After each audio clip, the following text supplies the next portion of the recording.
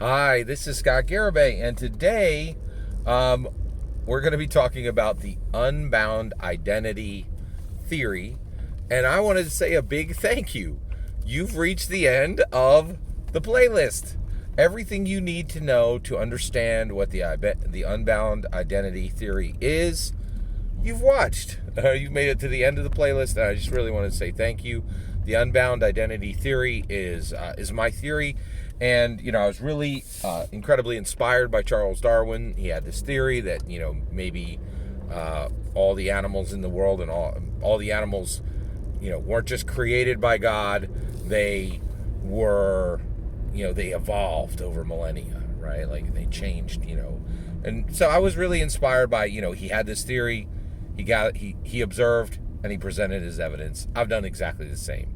And just like Charles Darwin, you get to say, hey, you could look at Charles Darwin and say, no, that's a bunch of bunk. I don't believe in evolution. Or you could say, yeah, I see your point there, Charles Darwin. You're right?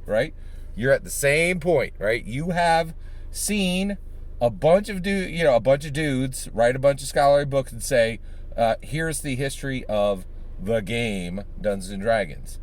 And you have heard Scott Garibay say, I don't think Dungeons and Dragons is a game. I think Gary Gygax created a human improvement engine and disguised it as a game. And that human improvement engine is specifically targeted at sparking and guiding humanity's next stage of human intellectual evolution, right? And I really want to thank you for looking at the evidence I presented. You get to make your decision now, right? Am I right? You're saying, yeah, I look at D&D, it's very clearly that ain't Chutes and Ladders. There's a whole bunch of things attached to this thing that does not match any game ever written ever, right? And the idea of this being a game seems pretty ludicrous, right? Or you could say, nah, I've seen your evidence, and I think Dungeons and Dragons is just a game, right? Like, it's just like Candyland, right? Thank you so much for just watching the evidence. Now you're in a position where you can make your decision.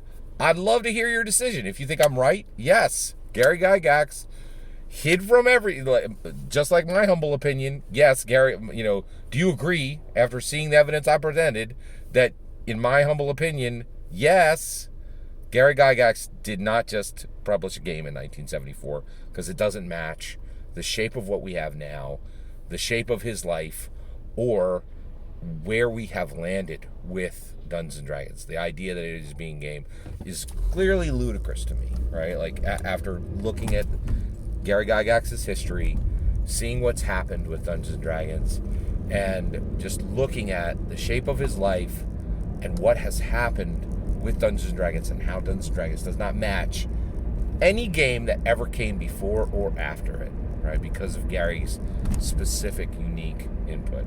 Thank you so much for watching the evidence I've produced. I'd love to hear if I convinced you or not, and I'd love to hear any of your feedback that you have on my theory so that I can craft it better. Or, if you have evidence that if you have any evidence that what I'm saying is wrong, I'd love to see that too, right? I don't want to build this theory in a vacuum, right? Charles Darwin didn't do that. He heard evidence from all sides, right? And I really can't thank you enough for taking the time to listen to the Unbound identity theory. And now you're at a position where you can make your decision, and I'd love to know what that decision is. Thank you very much for watching. Please consider liking and subscribing, and have a wonderful millennium.